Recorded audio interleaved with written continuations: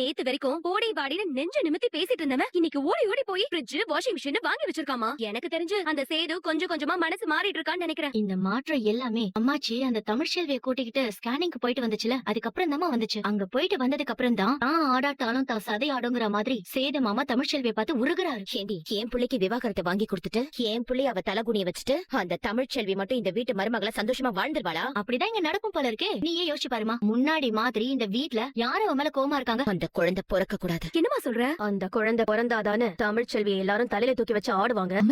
வீட்டுக்குள்ள போய் பார்த்தா அம்மச்சி, ஆள் உயரத்துக்கு பெரிய ஃப்ரிட்ஜ், ஏசி எல்லாமே வாங்கி கொடுத்திருக்காரு. நீங்களே சொல்லுங்க அம்மச்சி, மாசம் எல்லாமே இதெல்லாம் வாங்கி கொடுத்திருப்பாரு. அதானே வந்துட்டா என் பேராண்டி வந்துட்டா. இங்க வாடா. எதுக்கு வாடா இங்க.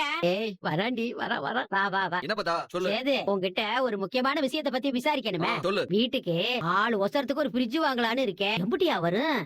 அது என்னது? துணி துவைக்கிறது. Washing machine.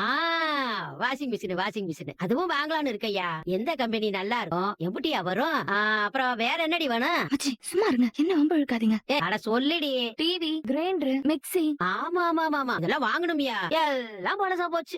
இது எல்லாத்தையும் வாங்கணும்னா எம்புட்டியா தேவைப்படும்? என்ன நந்தா, என்ன எதுக்கு இதெல்லாம் கூப்பிட்டு விசாரிச்சிட்டு இருக்க? இல்லையா, ஒரு விஷயத்த பத்தி தெரிஞ்சுக்கணும்னா அதை ஏற்கனவே தெரிஞ்சவங்க கிட்ட தானே கேட்க முடியும். அப்படி ஒரு உலகத்துல விசாரிக்கிறப்ப நீதான் இப்ப சமீபத்துல fridge, washing machine, TV, grinder எல்லாம்